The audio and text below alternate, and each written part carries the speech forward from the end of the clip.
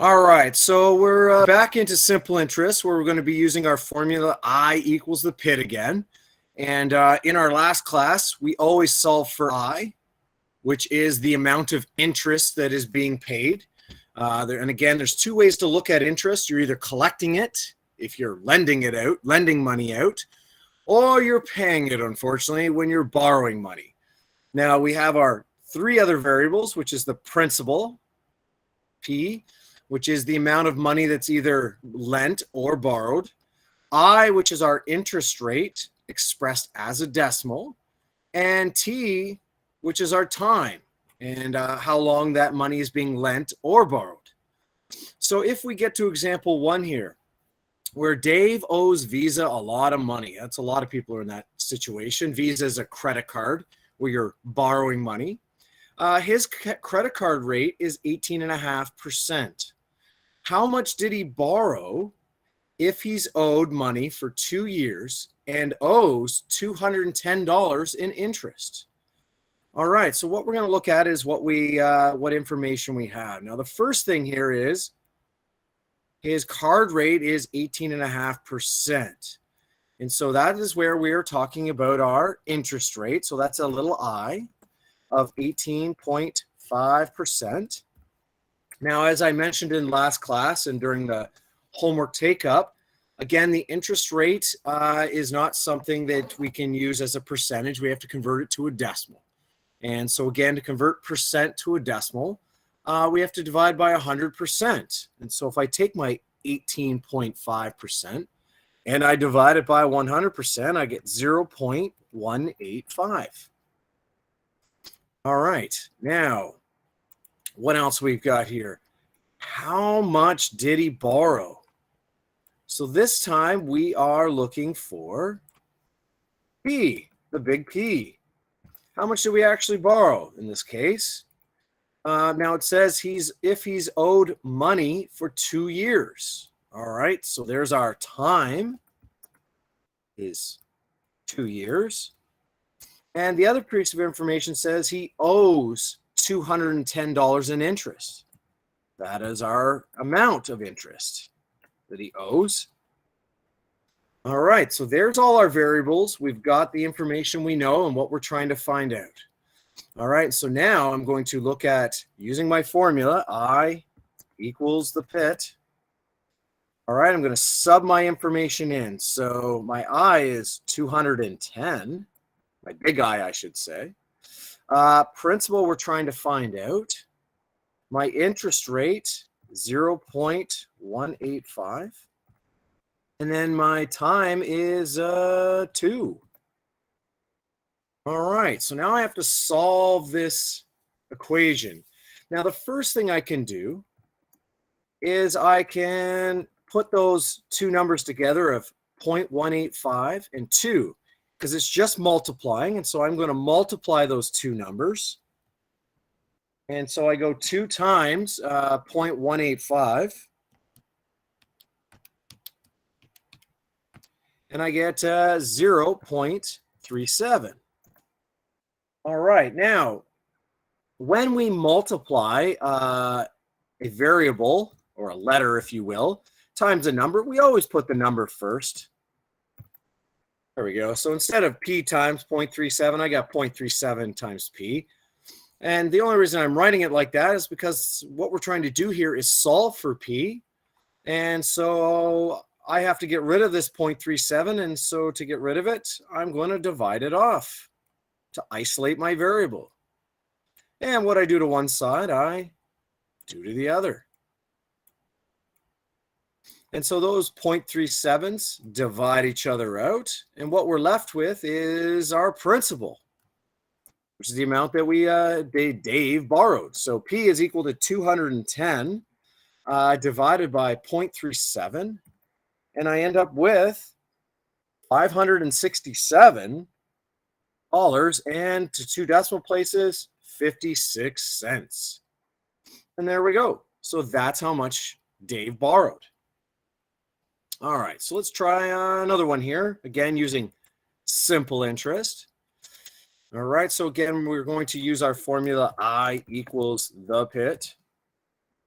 All right, so let's see what we're looking for this time or what we have. So I always like to read the questions first and then go back and figure out what I've got. So in example 2, if $40 of interest was charged for borrowing $380 at a rate of 5% per year, how long was the money borrowed for? All right, so again, looking at what we have here. If $40 of interest, all right, so that is telling me my I is 40 bucks. All right, was charged for borrowing $380. So that's how much I'm borrowing. That would be my principal, which is $380. Now, at a rate of 5% per year. So that is my interest rate, which is 5%. And which again is useless to me for calculation. So I have to convert it to a decimal, which again, I'm going to divide by 100%. And I get 0.05. And then finally, it says, how long was the money borrowed for? So that is my T that I'm trying to find out this time. All right, so I'm going to substitute into my equation here. So we have our I, which is our big I should say, the amount of interest, which is 40. The principal is 380. The interest rate is 0.05. And we want to find our T. All right, so once again, I can simplify this equation because what I'm going to do is I'm going to take that 380 and I'm going to multiply it by the 0.05. And I end up with 380 times 0.05. I get 19 times T. All right, so again, I want to isolate the variable here. So I'm going to divide both sides by 19.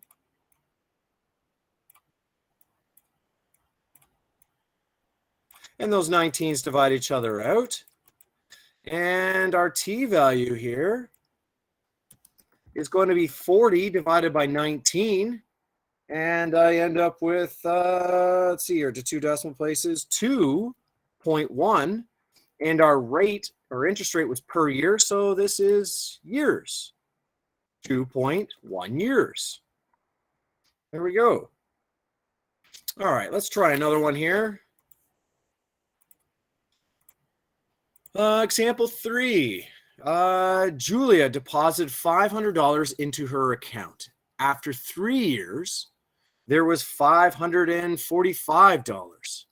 At what interest rate was her money earning? Okay, so this one's a little bit trickier. But again, we're going to use our formula here. I is equal to the P, I, T, the pit. Now, let's start off with Julia deposited $500 into her account. All right. So that is our principal. Is 500 bucks. That's how much we're investing into the bank or putting into the bank. Now, after 3 years, there was $545. So after 3 years, that's our time here. Put that down. Now, here's where things get a little tricky. There was $545 into the account. Now, we've got two other variables here. We've got the I at what interest rate. That's what we're trying to find out here.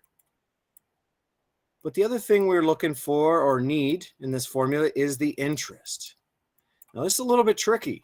There was $545 in the account. Well, we put 500 in, and now there's 545. So if I want to find my interest, I take how much is in there minus how much I put in. So in fact, they've made $45 in interest. So that's a little bit of a trick there. You think that that's the interest, but it's not. That's actually the total that's in the account. So the interest is actually what you have in there minus what you put in there. So $45. And now we want to find the interest rate. All right, so we've got all our information now. And so I'm going to substitute into my equation here, which again, my interest that I've made, or Julia has made, is $45. Principal, 500 was put into the account. The interest rate, I don't know. And the time is 3. All right. Now, 45. Now I'm going to simplify the right-hand side of my equation because, again, when you're multiplying, it doesn't matter which order you do things. And so I'm going to take this 3, because we have these 3 things multiplying each other, 500 times I times 3. I'm going to multiply the numbers. I'm going to multiply 3 times 500, and I get 1,500 times I. All right. Now, again, I want to isolate my variable here. So I'm going to divide by 1,500 or 1,500. And again, what I do to one side, I'm going to do to the other. All right. Well, those 1,500s divide each other out. Now, my I, my little I here, my interest rate, is going to be 45 divided by 1,500, in which I get 0.03. But I'm not done yet. I need the interest rate. So this is where I have to go the opposite way of converting the decimal to a percent.